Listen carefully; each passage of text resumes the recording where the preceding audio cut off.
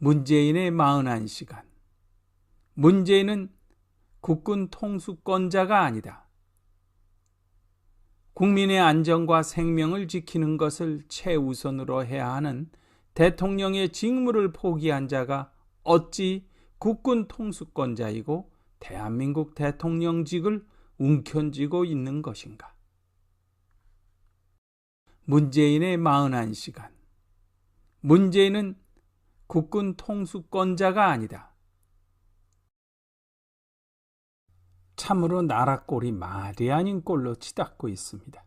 국민의 안전과 생명을 지키는 것을 최우선으로 해야 하는 대통령의 직무를 포기한 채 그저 폼 잡는 것이 전부인 양 행세하는 자가 어떻게 대통령직을 유지하고 있는지 국민은 하루하루가 불안한 날의 연속입니다. 사람의 생명을 파리 목숨만치도 여기지 않는 북한 김정은 집단이 살인마의 행동을 다시 한번 드러냈습니다.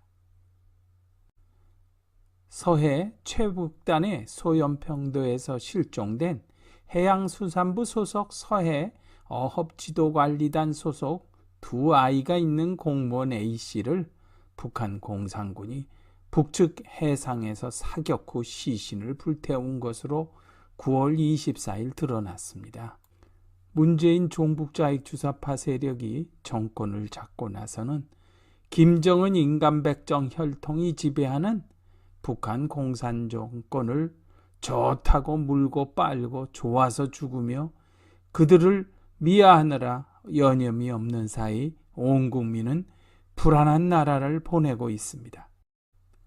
북한 공산군이 우리 국민을 총살하는 당시에 국군 통수권자인 문재인의 대응 시간이 그의 정체를 여실히 드러내고 있습니다. 문재인이 A씨 실종 최저 보고받고 A씨 피살까지 걸린 시간 3시간. 한국군이 A씨 북한 표류 파악하고 A씨 피살까지 걸린 시간 6시간. 문재인이 A씨 북한군의 총살 대면 보고받고 군 공식 발표까지 걸린 시간 26시간.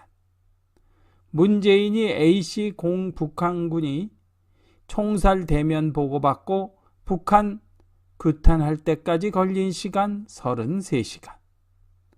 문재인이 A씨 실종 최초 보고받고 한국군의 공식 발표까지 걸린 시간 41시간. 문재인이 A씨 실종 최초 보고받고 유감스럽다 입장 발표한까지 시간 46시간. 한국군과 문재인은 22일 오후 3시 30분부터 6시간 동안 총살 화장되는 상황을 알았지만 죽도록 내버려 뒀습니다. 문재인은 국군 통수권자라서 국민의 생명과 안전이 위중한 사건이 발생하였는데도 불구하고 국가안전보장회의 NSC에 참석하지 않고 심지어 9월 24일 오후 경기도 김포시 디지털 뉴딜 관련 행사에 참석하여 아카펠라 공연까지 즐기는 만행을 저질렀습니다. 여기서 다른 문제가 크게 두 가지 더 있습니다. 9월 23일 한국 시각 오전 1시 26분부터 16분간 문재인이 미리 녹화한 유엔 총회 영상 기조연설을 거침없이 저질렀다는 것입니다. 그 내용이 일반적인 내용이라면 크게 문제가 될 것이 없겠지만 북한 김정은 공산독재 정권이 우리 국민에 대해 이러한 만행을 저지르는 시간에 종전선언이야말로 한반도에서 비핵화와 함께 항구적 평화체제의 길을 여는 문이 될 것이며 평화에 대한 서로의 의지를 확인할 수 있는 시작이다.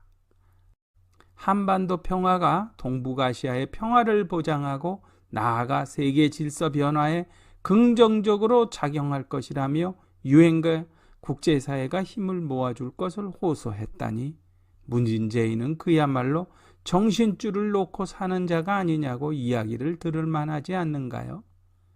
미리 녹화해서 방송했다고 하더라도 이러한 위중한 사태가 발생했다면 당연히 방송을 연기하고 상황을 보아야 했습니다.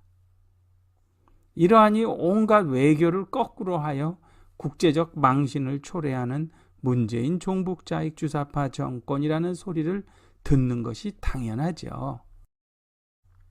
다른 문제는 9월 23일 오전 08시 30분에서 9시 사이에 서훈 국가안보실장 노영민 비서실장이 문재인에게 첩보 관련 대면 보고를 했다는 국민의 생명과 평안을 개똥으로 하는 문재인 종북 좌익 주사파 정권이라 밖에는 달리 할 말이 없습니다. 한국 국방부가 전날 이 사실을 알리지 않은 데에는 신빙성은 높은 상태이지만 최종적으로 사실관계가 확정되지 않아서 사전 절차로 유엔사를 통해 사실관계 확인 절차를 거쳤는데 이게 4시 30분이었다며 북한 쪽과 접촉하지 않은 상태에서 사실관계를 확인하지 않고 발표하는 것은 무리가 있다고 본다고 대응하지 않은 이유를 설명했다는 이것은 전무 거짓말로 보입니다. 왜냐고요? 늦게까지 자는데 방해하지 말아야 하기에 일어날 때까지 기다렸다 대면한 것으로 보이는데 그렇게 말하는 제가 미친놈인가요? 근데 왜 이렇게 늦게 일어나요? 9월 24일은 탈북난민 구출의 날입니다. 이번 우리 국민에 대한 북한 공산독재 정권에 대한 학살을 보면서 6.25 한국전쟁 당시 휴전협정으로 북한을 자유통일하지 못해 인류 역사상 최악의 악마들인 김일성, 김정일, 김정은 3대 세습 인간백정 혈통이 지배하는 북한 공산독재 정권 아래 집단노예로 신음하는 2,500만 명의 북한 주민이 어떠한 고통을 당하고 살고 있을지 상상을 해보기 바랍니다. 이러한 북한 공산독재 정권과 평안이 나발이니 떠들어대는 문재인 종북자익 주사파 정권을 정말이지 빨리 끌어내지 않으면 한민족의 미래가 없을 것이라는 두려움에 치를 떨고 있습니다. 여기서 6.25 한국전쟁 발발 70주년인 2020년에 북한 공산군이 원래 양민학살에 대해서는 어느 누구에도 뒤지지 않는다는 사실을 6.25 한국전쟁 당시에 어떤 식으로 양민학살을 했는지 사진과 영상을 공유하도록 하겠습니다.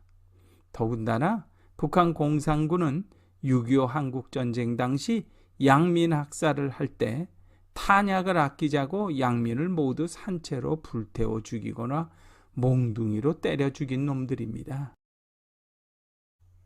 1950년 10월 4일 미 육군 2사단이 충남 서천 등기소에서 발견한 공산주의에 반대한 480여 명의 주민을 북한 공산군이 산채로 불태워 죽였던 현장을 보십시오.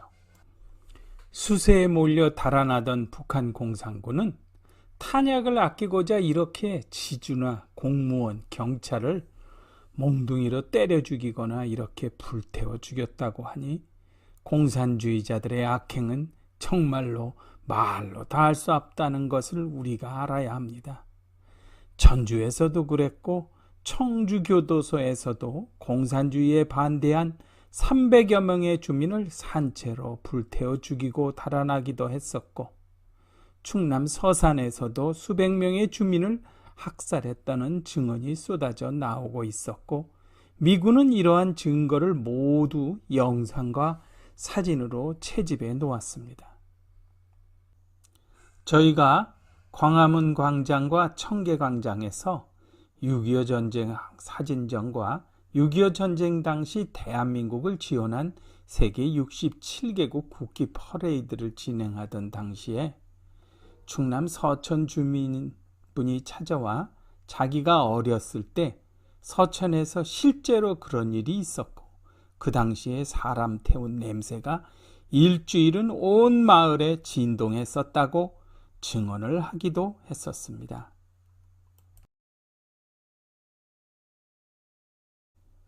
대한민국 내의 공산주의자들이 보수를 불태워 죽인다고 하는 것이 말로만 떠드는 것이 아니라는 것을 알아야 하고 반드시 기억해야 합니다.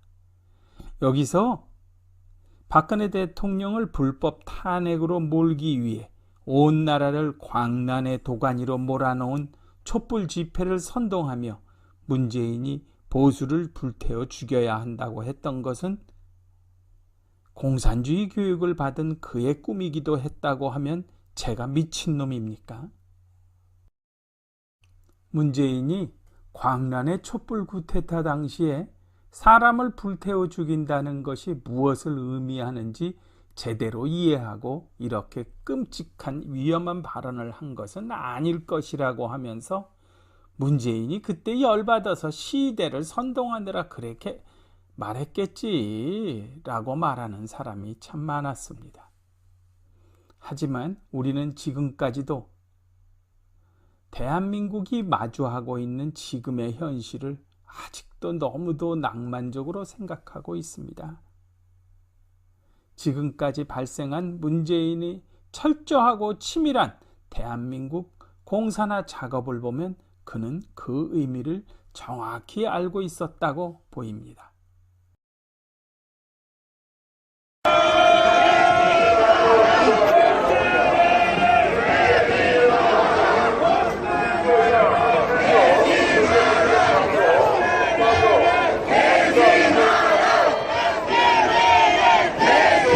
공산당이 만들어 세계적으로 확산시킨 중공 바이러스를 차단할 생각은 하지 않고 자신들의 정권 유지를 위해 국민이 죽든 말든 상관없이 오히려 열심히 수입하여 전국적으로 확대해 온 나라를 공포의 도가니로 몰아넣고 대한민국을 망국의 길로 몰아가고 있는 모습을 보십시오.